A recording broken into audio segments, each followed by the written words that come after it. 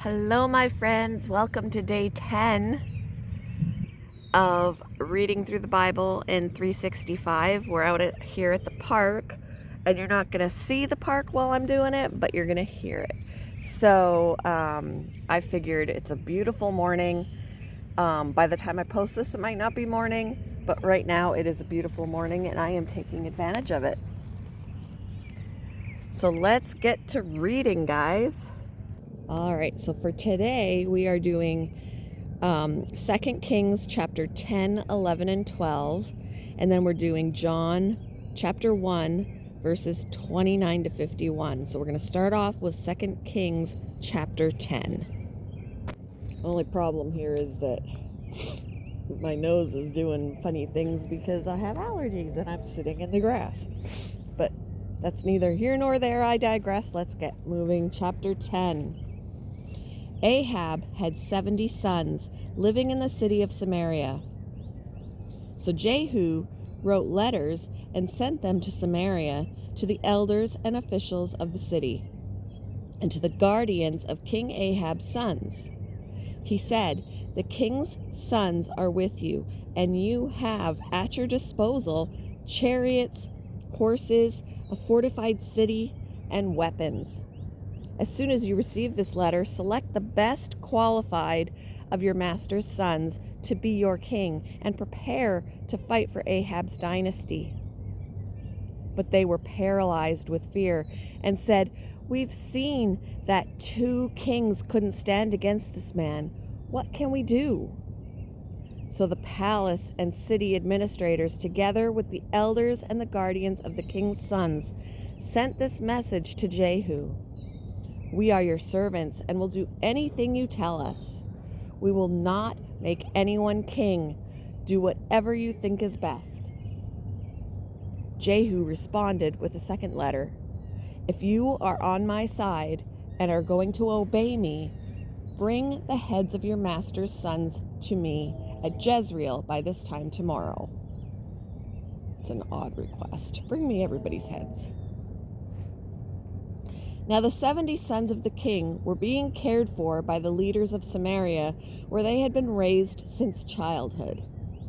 When the letter arrived, the leaders killed all 70 of the king's sons. They placed their heads in baskets and presented them to Jehu at Jezreel. A messenger went to Jehu and said, "They have brought the heads of the king's sons." So Jehu ordered, "Pile them in 2 heaps at the entrance of the city gate and leave them there until morning." In the morning, he went out and spoke to the crowd that had gathered around them. "You are not to blame them," he told them. "I am the one who conspired against my master and killed him. But who killed all these? You can be sure that the message of the Lord that was spoken concerning Ahab's family will not fail. The Lord declared through his servant Elijah that this would happen." Then Jehu killed all who were left of Ahab's relatives living in Jezreel and all his important officials, his personal friends, and his priests. So Ahab was left without a single survivor. Then Jehu set out for Samaria. Along the way, while he was at there's a chipmunk or something. Sorry, I got distracted. Squirrel!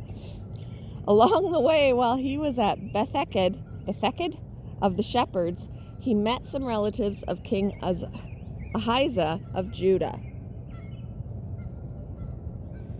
"Who are you?" he asked them. And they replied, "We are relatives of King Ahijah.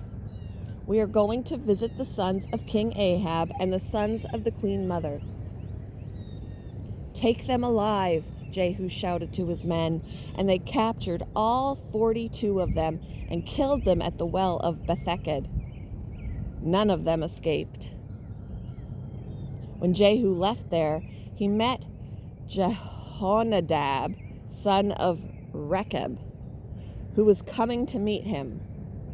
After they had greeted each other, Jehu said to him, "Are you as loyal to me as I am to you?" "Yes, I am," Jehonadab replied. "If you are," Jehu said, "then give me your hand."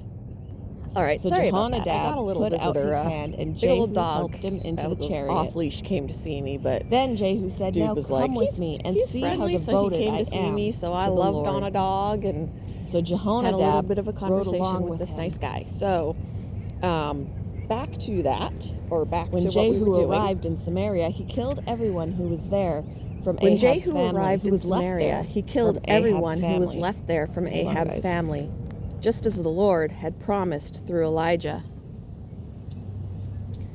Then Jehu called a meeting of all the people of the city and said to them, "Ahab's worship of Baal was nothing compared to the way I will worship him. Therefore summon all the prophets and worshippers of Baal and call together all his priests. See to it that every one of them comes, for I am going to offer a great sacrifice to Baal." And I think some people just say Baal, and it could be. "Anyone who fails to come will be put to death." But Jehu's cunning plan was to destroy all the worshippers of Baal.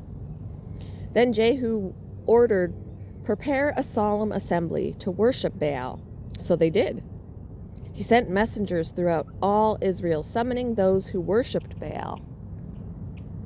They all came, not a single one remained behind, and they filled the temple of Baal from one end to the other.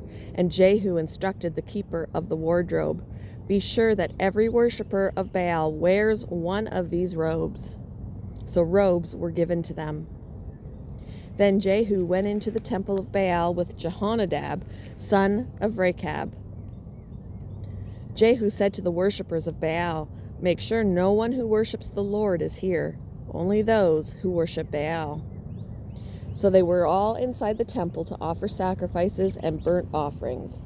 Now Jehu had stationed 80 of his men outside the building and had warned them, "If you let anyone escape, you will pay for it with your own life." As soon as Jehu had finished sacrificing the burnt offering, he commanded his guards and officers, "Go in and kill all of them. Don't let a single one escape." So they killed them all with their swords, and the guards and officers dragged their bodies outside.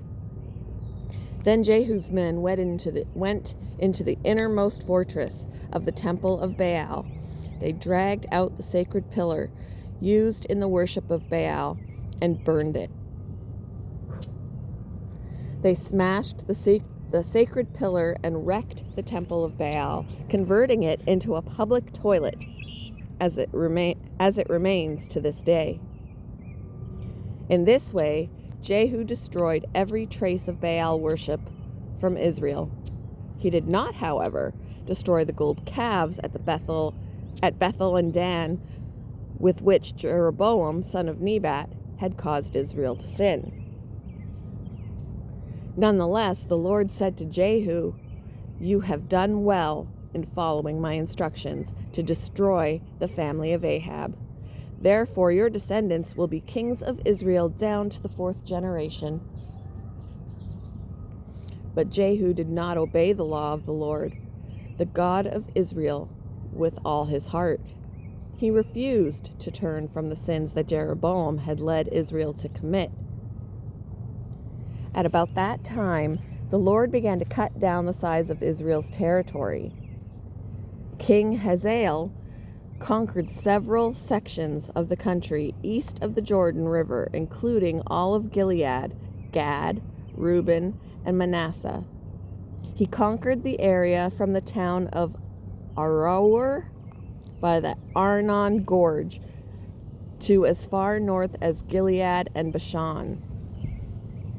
The rest of the events in Jehu's reign, everything he did, and all his achievements are recorded in the book of the history of the kings of Israel.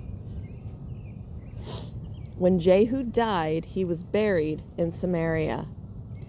Then his son Jehoahaz became the next king. In all, Jehu reigned over Israel from Samaria for 28 years. Chapter 11. When Athaliah, the mother of King Ahijah of Judah, learned that her son was dead, she began to destroy the rest of the royal family. But Ahijah's sister, Jehosheba, the daughter of King Jehoram,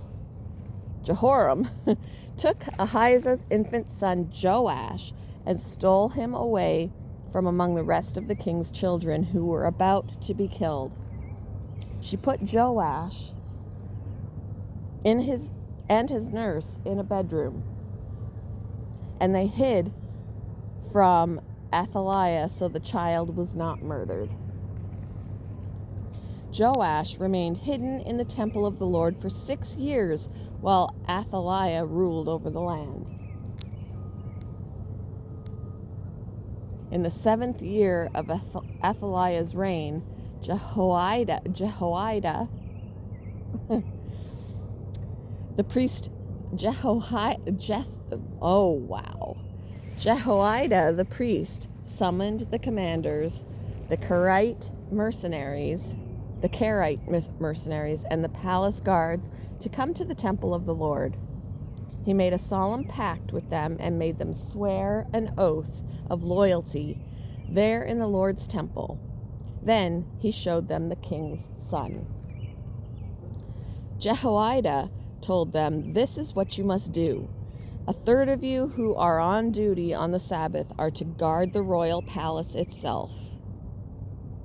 Another third of you are to stand guard at the Sur gate, and the final third must stand guard behind the palace guard. These 3 groups will all guard the palace.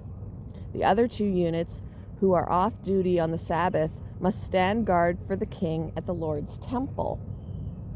Form a bodyguard around the king and keep your weapons in hand. Kill anyone who tries to break through. Stay with the king wherever he goes." So the commanders did everything as Jehoiada the priest ordered. The commanders took charge of the men reporting for duty that Sabbath, as well as those who were going off duty.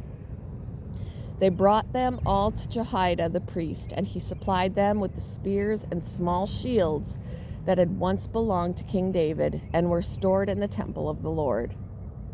The palace guards stationed themselves around the king with their weapons ready. They formed a line from the south side of the temple around to the north side and all around the altar. Something's running around in the woods behind me, guys.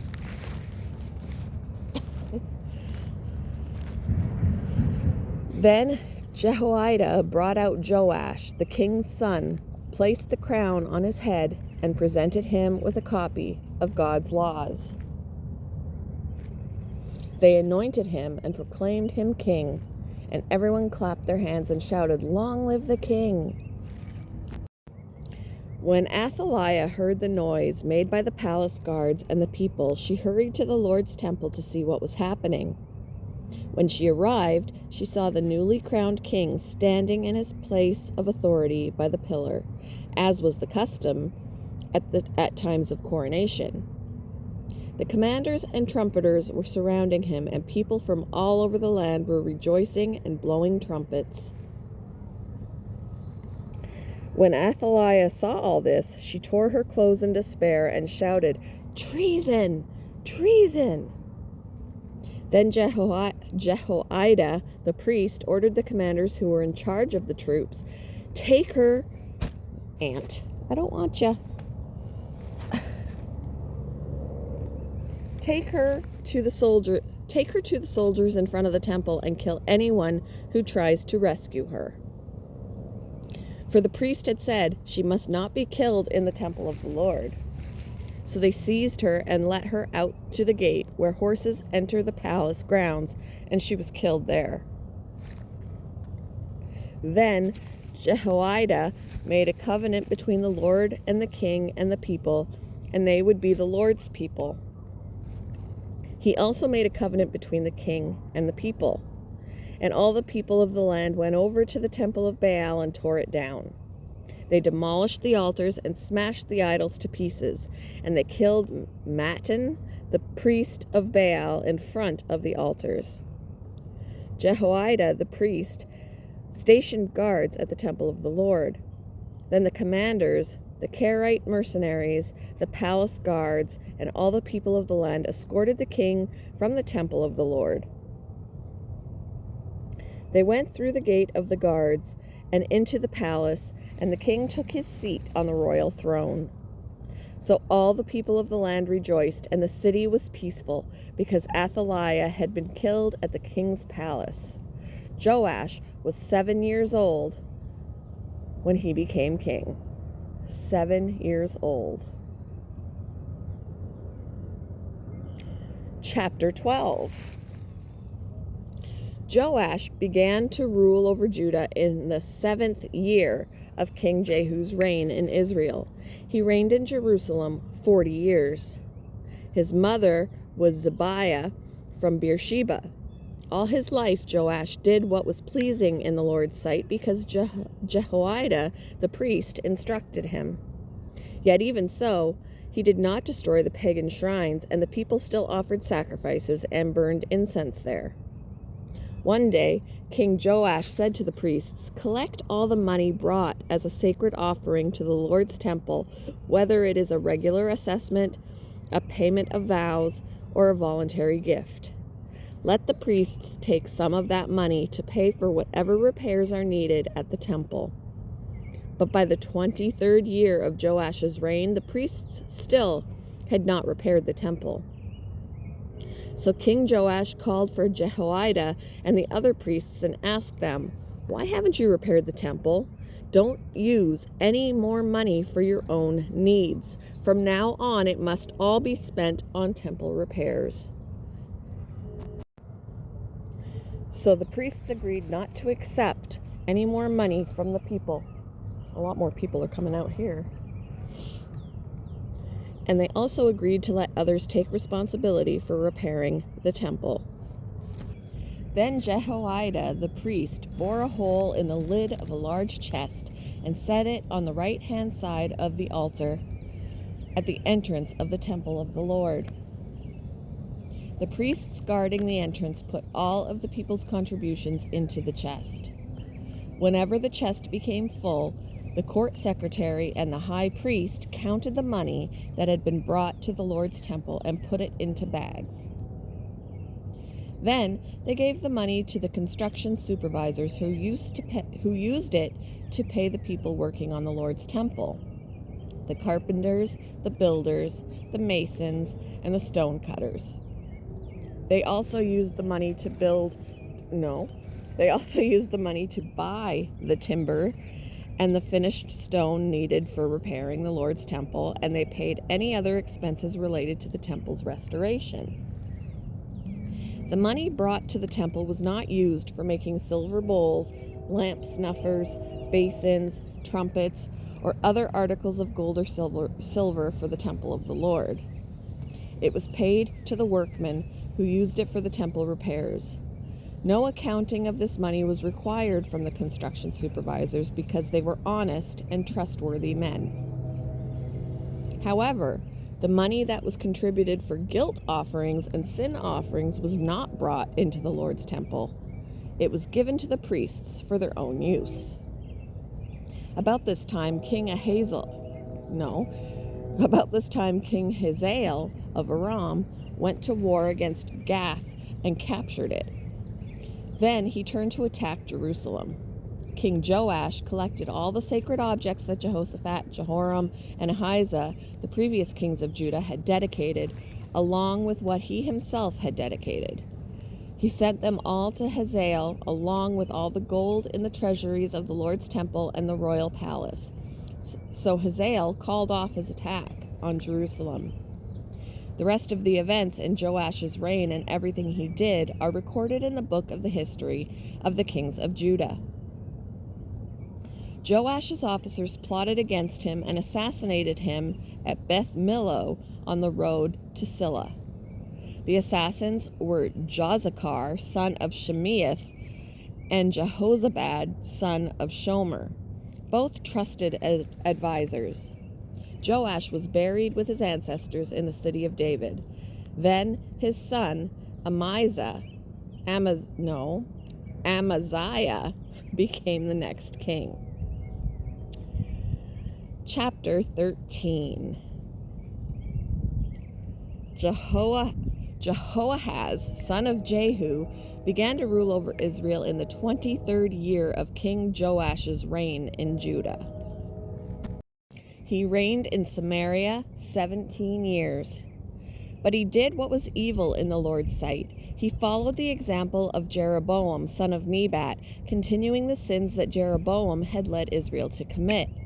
So the Lord was very angry with Israel, and he allowed King Hazael of Aram and his son Ben-Hadad to defeat them repeatedly.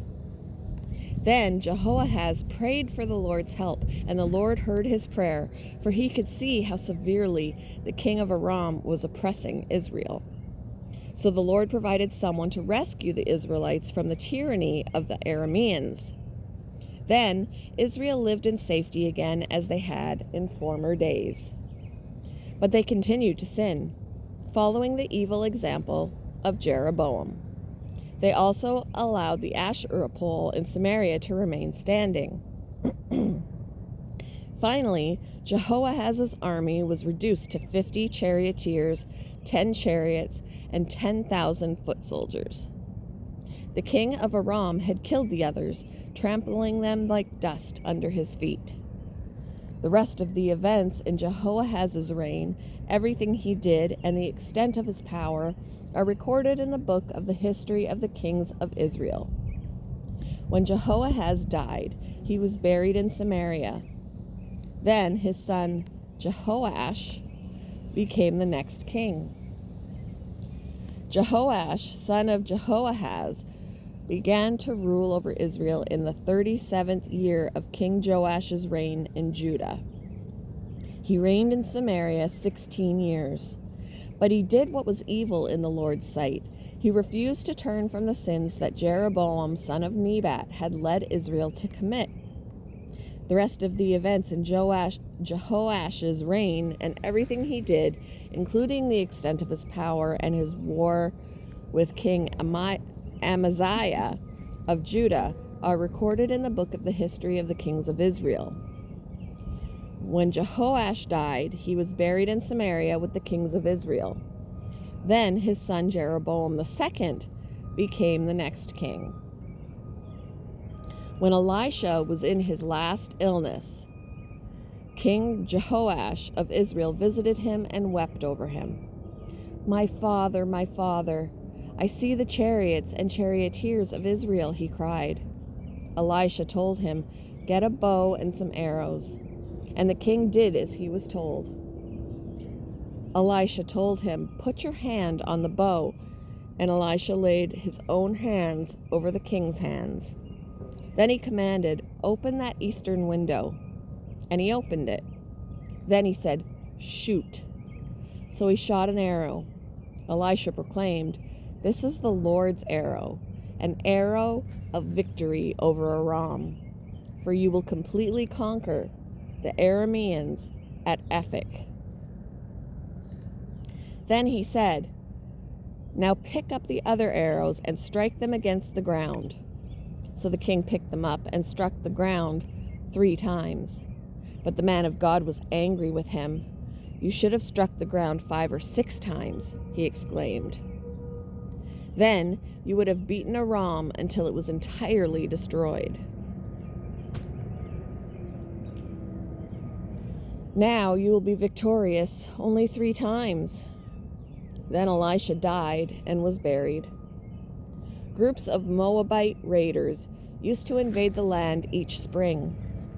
Once, when some Israelites were burying a man, they spied a band of these raiders. So they hastily threw the corpse into the tomb of Elisha and fled. But as soon as the body touched Elisha's bones, the dead man revived and jumped to his feet. King Hazael of Aram had oppressed Israel during the entire reign of King Jehoahaz. But the Lord was gracious and merciful to the people of Israel, and they were not totally destroyed. He pitied them because of his covenant with Abraham, Isaac, and Jacob. And to this day, he still has not completely destroyed them or banished them from his presence. King Hazael of Aram died, and his son Ben-Hadad became the next king. Then Jehoash, son of Jehoahaz, recaptured from Ben-Hadad, son of Hazael, the towns that had been taken from Jehoash's father, Jehoahaz. My tongue can't do this anymore. Jehoash defeated Ben-Hadad on 3 occasions, and he recovered the Israelite towns. Okay, now we're on to John 1:29-51. The next day John saw Jesus coming toward him and said, "Look, the Lamb of God who takes away the sin of the world. He is the one I was talking about when I said, 'A man is coming after me who is far greater than I am, for he existed long before me.' I did not recognize him as the Messiah, but I have been baptizing with water so that he might be revealed to Israel." Then John testified, "I saw the Holy Spirit descending like a dove from heaven and resting upon him. I didn't know he was the one, but when God sent me to baptize with water, he told me, 'The one on whom you see the Spirit descend and rest is the one who will baptize with the Holy Spirit.' I saw this happen to Jesus, so I testify that he is the chosen one of God." The following day, John was again standing with 2 of his disciples. As Jesus walked by, John looked at him and declared, "Look, there is the Lamb of God." When John's 2 disciples heard this, they followed Jesus. Jesus looked around and saw them following. "What do you want?" he asked them. They replied, "Rabbi," which means teacher. "Where are you staying?" "Come and see," he said. It was about 4 o'clock in the afternoon when they went with him to the place where he was staying, and they remained with him the rest of the day. Andrew, Simon Peter's brother, was one of these men who heard what John said and then followed Jesus. Andrew went to find his brother Simon and told him, "We have found the Messiah," which means Christ. Then Andrew brought Simon to meet Jesus. Looking intently at Simon, Jesus said, "Your name is Simon, son of John, but you will be called Cephas," which means Peter. The next day, Jesus decided to go to Galilee. He found Philip and said to him, "Come, follow me." Philip was from Bethsaida, Andrew and Peter's hometown. Philip went to look for Nathanael and told him, "We have found the very person Moses and the prophets wrote about. His name is Jesus, the son of Joseph from Nazareth."